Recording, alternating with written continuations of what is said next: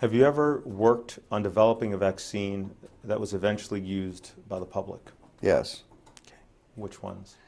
Well, rubella, rotavirus, rabies, and I've made contributions here and there to anthrax, cytomegalovirus, varicella. Your work related to vaccines, how many fetuses have been part of that work? My own personal work, 2. I'm going to hand you what's been marked Plaintiff's Exhibit 41. Okay.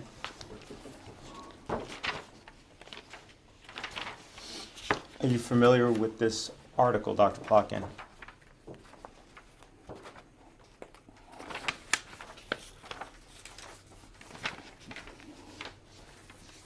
Yes.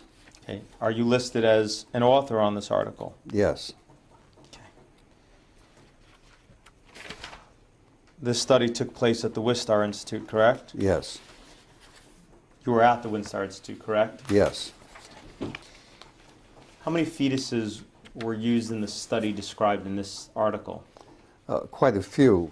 So this study involved 74 fetuses, correct? I don't remember exactly how many. Turn to page 12 of the study.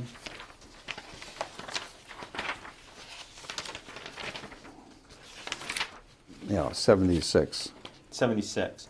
Mm-hmm. And these fetuses were all 3 months or older when aborted, correct? Yes. Okay. And these were all normally developed fetuses, correct? Yes. What organs did you harvest from these fetuses?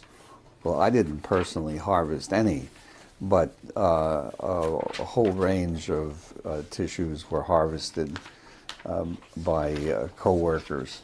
Okay. And these pieces were then cut up into little pieces, right? Yes. And they were cultured? Yes. Okay. Some of the pieces of the fetuses were pituitary gland that were chopped up into pieces to okay, included the lung of the fetuses? Yes. Okay, included the skin, Yes. kidney, Yes. spleen, Yes. heart, Yes. okay, and tongue. I don't recall, but yeah, probably yes. So I just want to make sure I understand. In your entire career, and this was just one study, so I'm going to ask you again. In your entire career, how many fetuses have you worked with? Well, I don't remember the exact number, but quite a few when we were studying them originally, before we decided to use them to make vaccines. Do you have any sense? I mean, this one study had 76. How many other studies did you have that you used aborted fetuses for? Oh, I don't remember how many.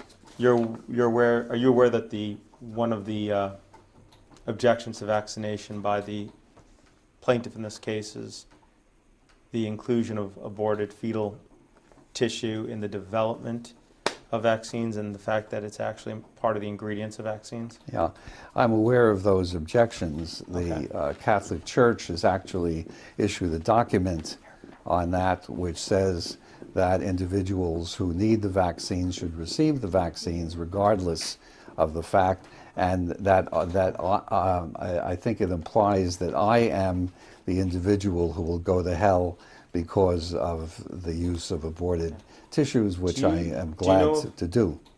Okay. Do you know if the mother is Catholic? I have no idea. Okay. No. Do you take issue with religious beliefs? Yes. Okay. You have said that, quote, vaccination is always under attack by religious zealots who believe that the will of God includes death and disease. Yes. You stand by that statement? I absolutely do. Okay. Are you an atheist? Yes. Have you ever used orphans to study an experimental vaccine? Yes. Have you ever used the mentally handicapped to study an experimental vaccine?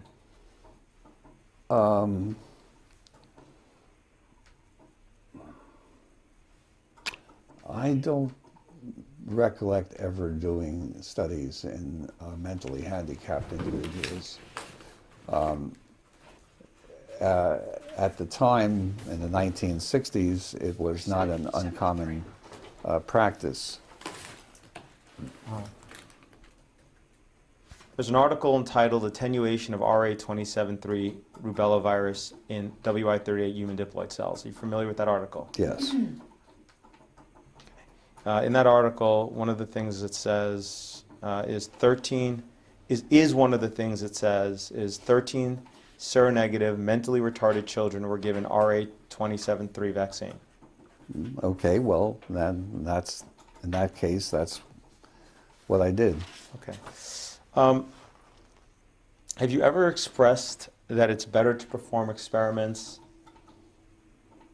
on those less likely to be able to contribute to society, such as children with handicap, than with children without or adults without handicaps? I don't remember specifically, but it's possible. Do you remember ever writing to the editor of Ethics on Human Experimentation? I don't remember specifically, but I may well have. Do you recognize this letter you wrote to the editor? Yes. Okay. Did you write this letter? Yes. Okay. Is one of the things you wrote, the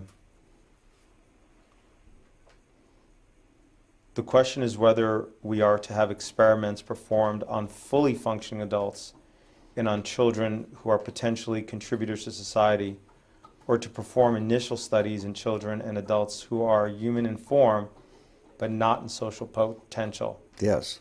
Okay. It may be objected that this question implies a Nazi philosophy, but I do not think that it is difficult to distinguish non-functioning persons from members of ethnic, racial, economic, or other groups.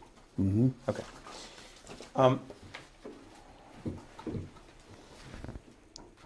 Have you ever used babies of mothers in prison to study an experimental vaccine? Yes. Have you ever used individuals under colonial rule to study an experimental vaccine? Yes. Did you do so in the Belgian Congo? Yes. Did that experiment involve almost 1 million people? Well, all right.